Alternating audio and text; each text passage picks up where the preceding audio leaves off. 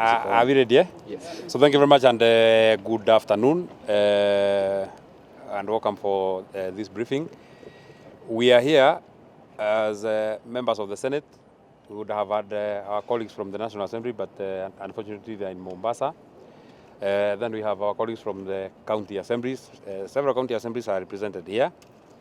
And we want to address a very specific and matter that has been ongoing in the country for the last about 2-3 weeks, and we have found it important that we address that matter because to the levels that it is escalating, it is a threat to our national security. It is a threat to the peace that has been there. We would want to thank the people of Kenya because during and after the elections, they have been generally very, very peaceful. They conducted the elections and went home. That was our rallying call as members of the UD and Kenya Kwanza fraternity. Specifically, the people who are here, the senators who are here and members of county assembly are from Kenya Kwanza, just to confirm. And the issue that we want to address is the ongoing rallies and mandamanos that have been ongoing especially in Nairobi. We have had them in Jacaranda, we have had them in Kamukunji. And the reason why we thought it is very important is that some people are hiding behind those rallies and mandamanos. And out of their wisdom or lack of it, they want to continue with the plan and theft of public resources that has been there for the time that they have been in power. There are people who are still having hangovers of a presidency that is long gone, and they have resorted to these very backward antics of sponsoring public rallies and mandamanos. And we would want to be very specific that we have very credible information that the person who is sponsoring the ongoing mandamanos is President Uhuru Kenyatta, the former President of the Republic of Kenya, for reasons that we are unearthing one by one and slowly by slowly. I would want to point out a specific case. In all the ongoing rallies that you've been seeing, there has been one very constant call by all the people that address those rallies. They are speaking about taxes and people avoiding and evading paying taxes. One, paying taxes is a national duty. It is the national duty of every Kenyan, including myself, to pay taxes, including all of us who are here to pay taxes. And anybody that calls or incites the public not to pay taxes is not a nationalist. It's not a person who is patriotic. There is a lot of patriotism in paying taxes. That is number one. Number two, it is known, it is public knowledge, and it has been reported by including the media that in the former regime, tax waivers were a daily business. The most famous being the NCBA-NIC merger, in which the Kenyatta family got a waiver of 350 million not to pay taxes.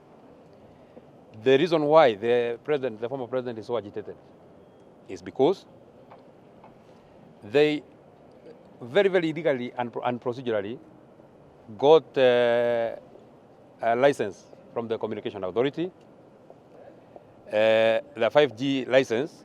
So they are the brokers between the Communication Authority and all the telcos. They sold the license to one of the leading telcos for purposes of protecting businesses. We will not mention it, but your guess is as good as mine, at 4 billion. Thereafter, they called the Commissioner General Uhuru of KRA, asking for a tax waiver of 1.4 billion. Fortunately for the country, unfortunately for them, it is just around the same time that the president appointed a new chairman who has now become a patriotic whistleblower, who brought to the attention that interest of trying to get a waiver of 1.4 billion, and they told them it is the duty of every Kenyan to pay taxes. I think that agitated the former president too much, and that's why he has resorted to taking people to the streets. And I ask myself, how much is really enough? How much can be enough for one person? How much can be enough for one individual? How much can be enough for one family? It was reported by the media that that one family already controls over a third of the GDP of the whole country. So in the foregoing, we, as the senators, will, and my colleagues who address on that matter, will ask that the people of Kenya, please do not be used by anybody for their own selfish interest or for their own selfish gains, that they want to take you to the streets to go and disrupt peace because they have been told to pay tax. Everybody should pay tax. All of us shall pay tax. There's no way we can be able to come out of the hole that the president has, the former president left us, if you are not patriotic. That is number one. Number two,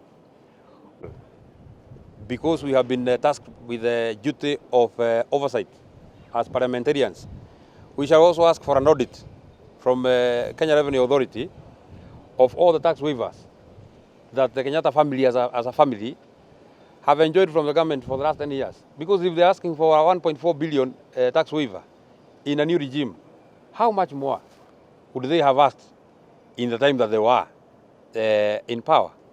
And also finally, it is every other Kenyan from any other place of this republic have to pay land rates.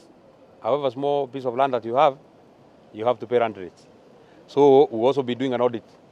We'll ask our county assembly, our county governments, Mombasa, Nairobi, Kiambu, all these county governments, to give us an audit of how much, because we have credible information that the Kenyatta family have not been paying land rates for the last many years. You own an eighth of the country and you don't want to pay land rates. A person who owns an eighth of an acre is the one that is being pushed to pay land rates. So we also get an audit from our county governments. So my colleague Senator for Kirinyaga will make Swahili. Hivyo ndo tumepangana hapa. Kwanza ningetaka kusema kwamba sisi kama watu waliochaguliwa hapa, kuna maseneta, tungekuwa pia na wajumbe kutoka bunge la kitaifa, lakini bado wako Mombasa. Tuko pia na wajumbe kutoka bunge za county, ndio hao tuko nao hapa. Kwa hivyo ni kusema tunaongea na sauti moja, idara zote za serikali zikiwa zimewakilishwa vilivyo.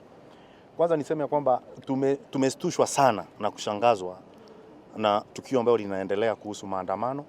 Kumekuwa na maandamano Kamukonji na pia Jakaranda, na hii maandamano yote mwenye anatumika ni Mheshimiwa Raila Odinga akitumiwa na rais aliyestaafu Uhuru Kenyatta. Ni jambo la kushangaza kwamba haheshimu hata umri, kwa sababu yule mzee hafai kuwa akipigishwa raundi akiwa na umri kama huo.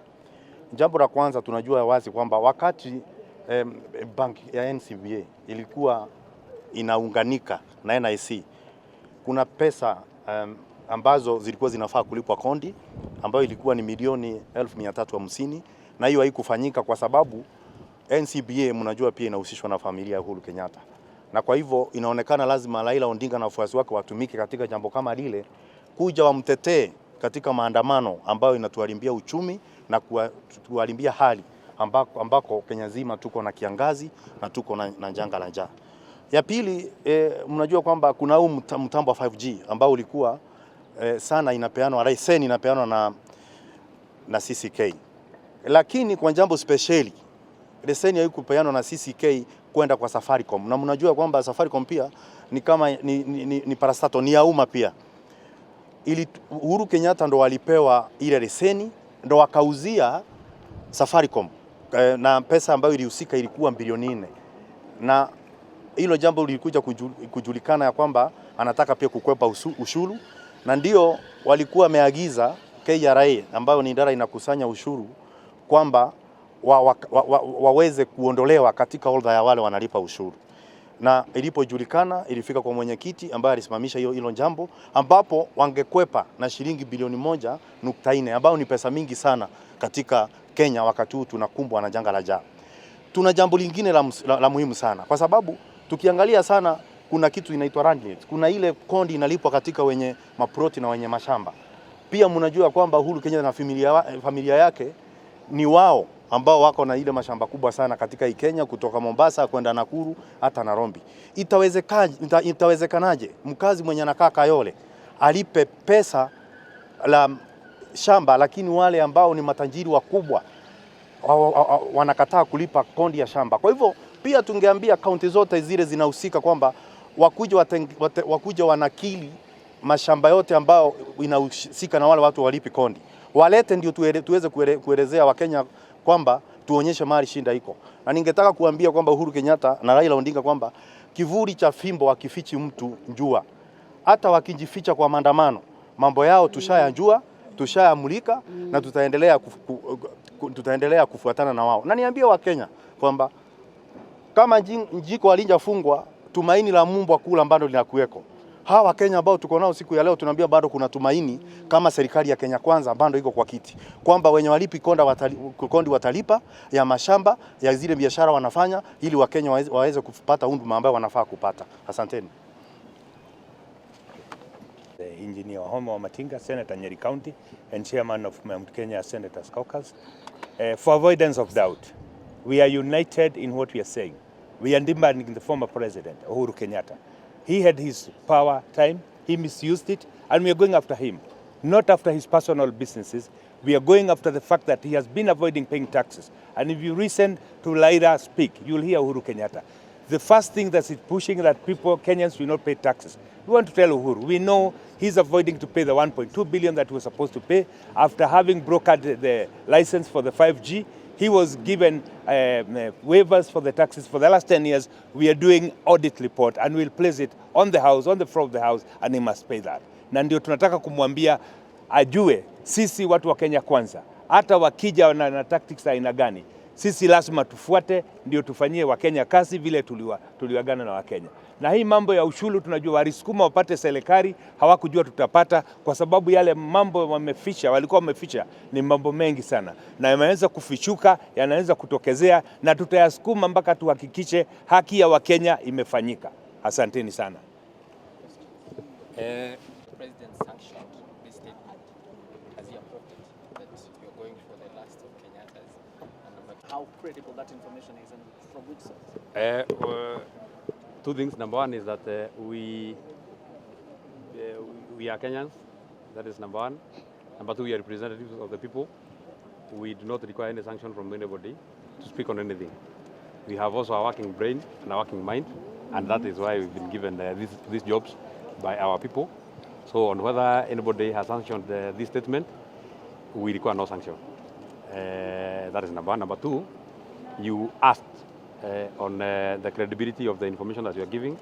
Two things is that number one, we are privileged Kenyans to be serving in Parliament and to also be serving in the side of Parliament that is government.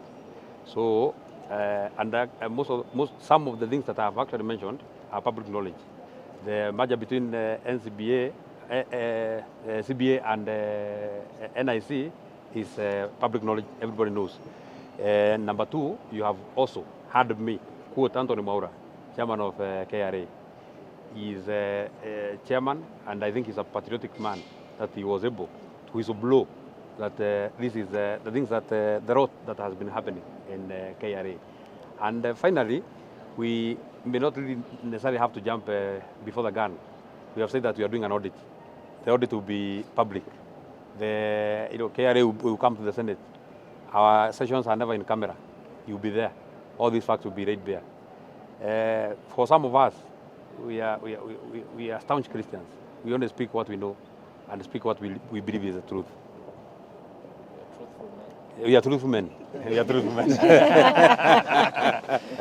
I am supposing the silence is because the statement has been very excessive. And very heavy. Maybe on that, talking about taxes, would it be termed as maybe you are trying to deviate from the conversation of a rigged election as senators?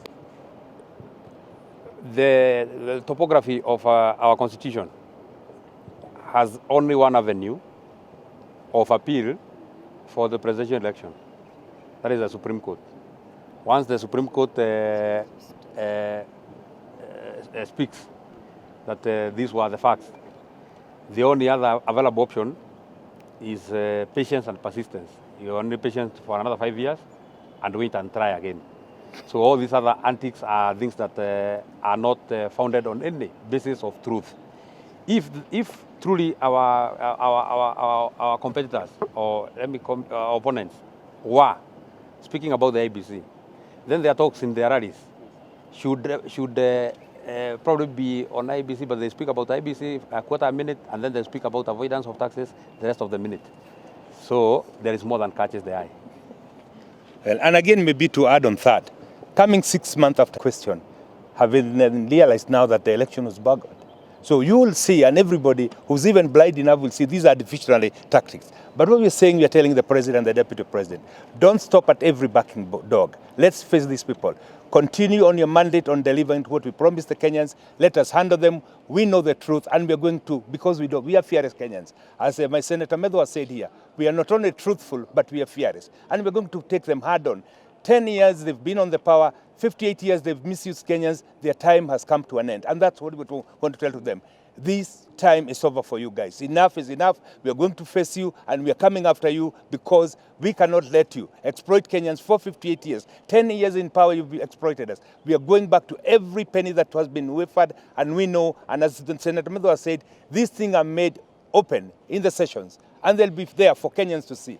These defeationary tactics should not delay the Kenya Kwanza government from delivering its mandate to the Kenyans. And by the way, we are not mincing our words. If Uhuru Kenyatta thinks that he never applied for that waiver from the Commissioner General of 1.4 billion, we are all here. We would also want to hear his story. We have no business, by the way, of witch hunting. We are very busy. We are absolutely busy. Had they not threatened national security, had they not threatened the peace of the country, we have no business, because I know ultimately KRA will catch up with him. We would have no business speaking about these things. But when they want to disrupt businesses because of their own selfish gains, and they beg the question that I asked, how much more can be enough for one individual?